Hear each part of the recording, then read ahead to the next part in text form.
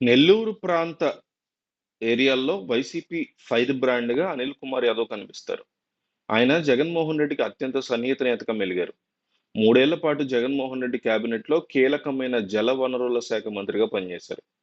ఇక నెల్లూరు జిల్లాలో రాజకీయంగా ఆయనంతా అనుకున్నట్టుగానే చేశారు. వైసీపీలో ఆయనకి ఎదురు లేకుండా పోయింది. ఆయన హవా అనేది సాగుతూ వచ్చింది. అయితే ఆయన పుణ్యమా అని అనేక మంది కీలక నేతలు వైసీపీని వదిలి వెళ్ళిపోయారు. ఈ మాట కూడా ప్రచారంలో ఉంది. అర్ధబలం, అంగబలం కలిగిన నేతలు కూడా పార్టీకి దూరమయ్యారు. ఇక వేమిరెడ్డి ప్రభాకర్ రెడ్డి వైసీపీలో ఉండలేకపోవడానికి అనిల్ కుమార్ యాదవ్ అనే కారణమని చెప్తారు. ఇదిలా ఉంటే వైసీపీ భారీ ఓటమి చెందిన తర్వాత అనిల్ కుమార్ యాదవ్ సౌండ్ తగ్గిందని, ఆయన కనిపించట్లేదు అని వార్తలొచ్చాయి. ఆయన సొంత వ్యాపారాలతో బిజీగా ఉన్నారని, చెన్నైలోనే ఆయన ఉంటున్నారని వార్తలు కూడా వచ్చాయి. ఈ నేపథ్యంలో ఆసక్తికరంగా అనిల్ కుమార్ యాదవ్ తాడేపల్లిలో ప్రత్యక్షమయ్యి జగన్‌తో కలిసి ఫోటో దిగారు. దాంతో పాటు ఈ మధ్య వైసీపీ పునర్వ్యవస్థీకరించిన పీఏసీలో మెంబర్‌గా గూడా కీలక స్థానం దక్కించుకున్నారు. ఇక నుంచి రాజకీయంగా తాను చురుగ్గా ఉంటానని సంకేతాలు కూడా ఆయన ఇచ్చారు.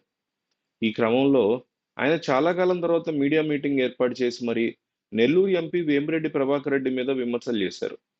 ఆయన వల్లే మైనింగ్ బిజినెస్ నెల్లూరులో దెబ్బతీస్తున్నారని, వారు ఉసురు పోసుకుంటున్నారని డైరెక్ట్ అటాక్ చేశారు. వరుసగా మైనింగ్ కంపెనీలు మూతపడుతున్నాయని, తద్వారా నెల్లూరు జిల్లాకు రావాల్సిన ఆదాయం కూడా వందల కోట్ల నుంచి ఒక్కసారిగా పడిపోయిందని ఆయన సంచలన ఆరోపణలు చేశారు. కూటమి ప్రభుత్వం వచ్చిన తర్వాత మైనింగ్‌ని ఆపేశారని ఆయన ఫైర్ అయ్యారు. తమ వారికి మాత్రమే అనుమతులు ఇచ్చుకుంటూ చాలా మందిని ఇబ్బంది పెడుతున్నారని, ఫలితంగా వారంతా కోర్టులకు వెళ్లారని చెప్పారు. మైనింగ్ కార్యకలాపాలు లేకపోవడం వల్ల జిల్లాలో ఏకంగా 10,000 మందికి ఉపాధి పోయిందన్నారు. నెల్లూరు ఎంపీ వేమిరెడ్డికి సంబంధించిన ఇద్దరు మాత్రమే మైనింగ్ చేస్తున్నారని ఆయన, నెల్లూరు జిల్లాలో మైనింగ్ అక్రమాలు చాలా పెద్ద ఎత్తున జరుగుతున్నాయని అన్నారు. ఇలా అనిల్ కుమార్ యాదవ్ తన పాత ప్రత్యర్థిని మరోసారి కొత్తగా టార్గెట్ చేశారు. దీంతో అనిల్ కుమార్ యాదవ్ ఇక మీదట కూటమిలో ఉన్న వారిని ఎవరెవరిని టార్గెట్ చేస్తారా అనే డిస్కషన్ నడుస్తోంది.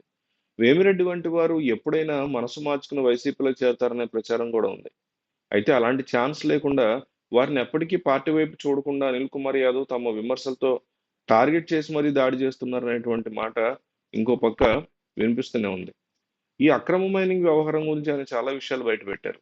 2 రోజుల క్రితం కూడా టిప్పర్లతో తెల్లరాయిని తీసుకెళ్తున్నారని, కూటమి సర్కారు ప్రకటించిన కొత్త విధానం ప్రకారం గనుల వద్ద తెల్లరాయి నిల్వల్ని వేలం వేస్తామన్నారని, ప్రభుత్వం వేలం వేస్తే 500,00,00,000 దాకా ఆదాయం వస్తుందని, కొన్ని గనులని అమర్నాథ్ రెడ్డి నిర్వహిస్తున్నారని, వీటిని పరిశీలించేందుకు ఎవరిని అనుమతించట్లేదని, గనుల వద్ద గూండాలను కూడా పెట్టారని ఆరోపించారు. అక్రమ మైనింగ్‌లో భాగంగా పెద్ద ఎత్తున బ్లాస్టింగ్ చేస్తున్నారు. అయినా అధికారులు పట్టించుకోవట్లేదు. వీటన్నిటిని ఎంపీ వేమిరెడ్డి సమాధానం చెప్పాలని డిమాండ్ చేశారు. వేమిరెడ్డి తన అనుచరులు మాట్లాడించకుండా తామే సమాధానం చెప్పాలి. ఎవరు తెల్లరాయిని తీసినా తమకే అమ్మాలని వేమిరెడ్డి భయపెడుతున్నారని మాజీ మంత్రి అనిల్ చెప్పుకొచ్చారు. ఈ విషయంలో అనిల్ కుమార్ యాదవ్ విషయంలో ఈయన చెప్పిన ఆరోపణలు మనం అనిల్ కుమార్ యాదవ్‌ని నమ్ముతామా?